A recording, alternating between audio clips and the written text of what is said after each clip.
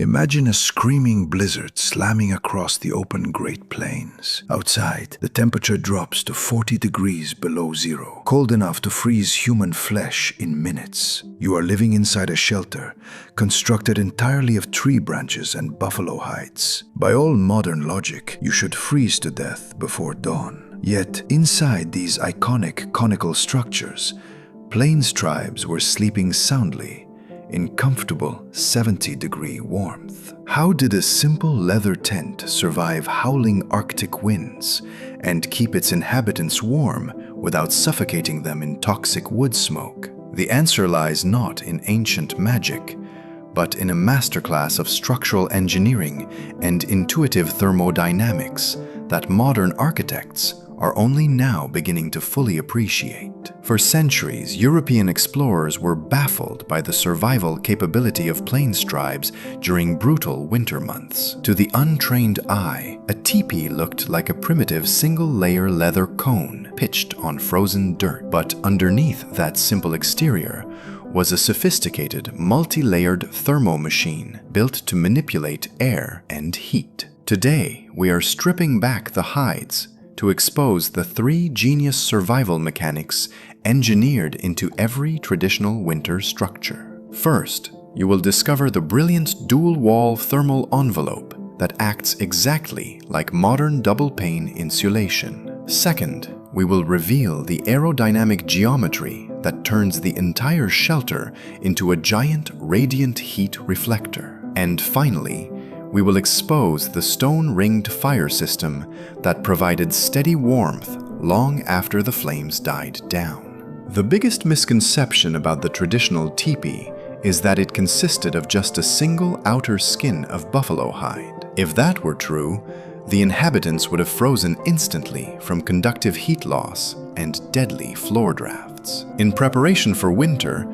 tribes installed a crucial secondary interior wall called the dew liner. This hide barrier extended from the ground up to roughly 5 feet high, creating a sealed, dead air space between the frozen outer shell and the living quarter. This space functioned precisely like a modern double-pane window or a vacuum flask. It trapped a layer of air that prevented the inner wall from becoming ice cold. Even more brilliant was its airflow management. Cold outside air was intentionally drawn under the outer cover, channeled upward through the hidden wall cavity, and fed directly into the central fire from below.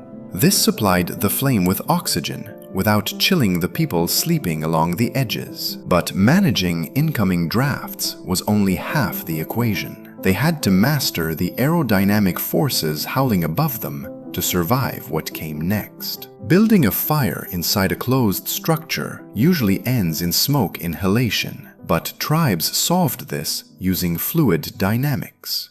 The top of the cone featured 2 large smoke flaps, controlled by external poles pitched into the wind. By adjusting these flaps relative to shifting wind directions, they harnessed the Venturi effect. The rushing prairie wind created a low-pressure pocket directly over the opening, acting as an atmospheric vacuum that sucked toxic smoke straight out while blocking cold downdrafts. Furthermore, the entire structure was mathematically pitched at a steep 45 to 60-degree incline. This aerodynamic shape forced freezing winds to slide harmlessly over the structure rather than pushing against it. Inside, those angled leather walls served a brilliant secondary purpose. They acted as parabolic reflectors. Instead of letting radiant infrared heat escape through the ceiling, the angled walls bounced thermal energy directly back down onto the sleeping areas along the perimeter.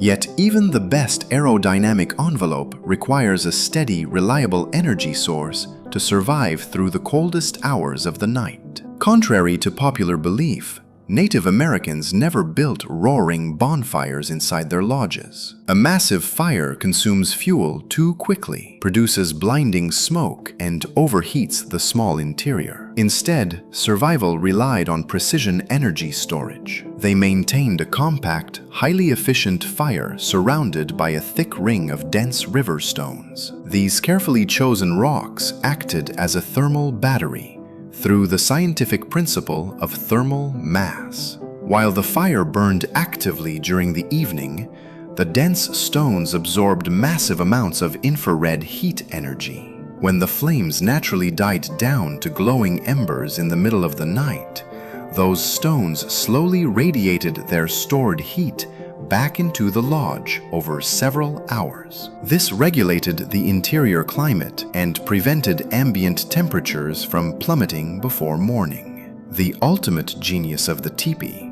was not any single design feature, but how these systems operated in synchronized harmony. It was a dynamic, living thermal envelope. By integrating aerodynamic wind deflection, Venturi-driven smoke, Extraction, double-wall convection channels, and stone radiant energy storage, indigenous engineers built a mobile shelter that outperformed European fixed structures of the same era. They turned the laws of fluid dynamics into the ultimate shield against nature. The teepee remains one of the most efficient, brilliantly engineered survival shelters in human history, proving that ancient knowledge held scientific precision long before modern physics gave it a name.